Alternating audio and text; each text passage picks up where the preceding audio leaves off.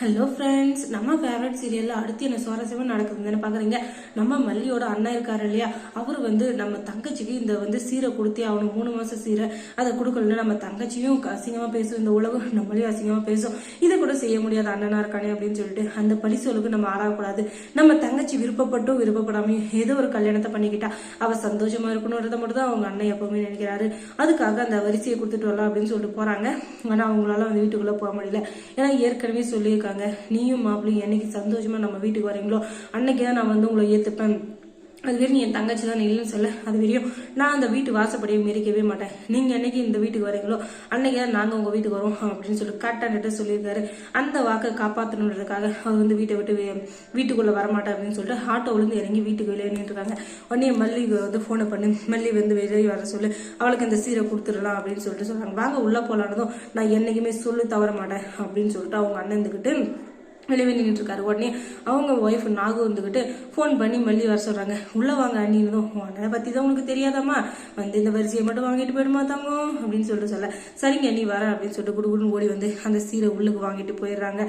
அதுக்கப்புறம் என்ன, அவங்க வந்துக்கிட்டு நீங்க என்ன ஆசீர்வாதம் பண்ணோன்னு, என்னைக்கு இருந்தாலும் உங்களோட ஆசீர்வாதம் எனக்கு ரொம்ப ரொம்ப முக்கியம், அதனால நீங்க என்ன ஆசீர்வாதம் பண்ணுங்க அப்படின்னு சொல்லிட்டு சொல்ல, சரிம்மா ஆசீர்வாதம் வாங்கிக்கோ அப்படின்னு நல்லா இருன்னு சொல்லிட்டு 2 பேரையும் ஆசீர்வாதம் பண்ணிட்டு அதுக்கப்புறம் மல்லியோட அண்ணன் சரிம்மா நீ சந்தோஷமா இருந்தா அதுவே எனக்கு போதும் அப்படின்னு சொல்லிட்டு அவங்க திரும்பி பார்த்துட்டு போயிடுறாங்க. அதுக்கப்புறம் மல்லி இருந்துகிட்டு சரி வீட்டுக்குள்ள போறான்னு சொல்லிட்டு உள்ள போறாங்க. அதுக்கப்புறம் அந்த மூதியவங்க 2 நேரம் ஹாஸ்பிட்டலே உட்காந்துருக்குங்க அந்த சோஃபால.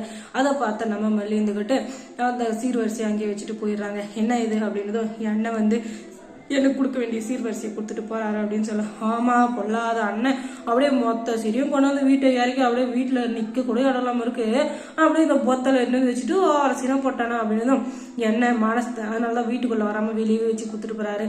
நானும் என் வீட்டுக்காரரும் என்னைக்கு சந்தோஷமா இந்த வீட்டுல இருந்து அந்த வீட்டுக்கு நல்லபடியா போறோமோ அன்னைக்குதான் என் அண்ணன் கண்டிப்பா எங்களை ஏத்துப்பாரு. அதுக்கப்புறம் எங்க அண்ணனும் இந்த வீட்டுக்கு வருவாரு, அது வரையும் அண்ணன் வீட்டுக்குள்ள வரமாட்டாரு அப்படின்னு சொல்லிட்டு உள்ள போயிடறாங்க.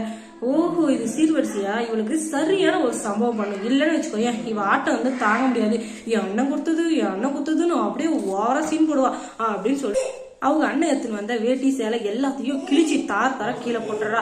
அதுக்கப்புறம் என்ன அப்படியே அமைதியா உட்காந்துங்க ஒண்ணும் தெரியாதுக்குள்ள மாதிரி.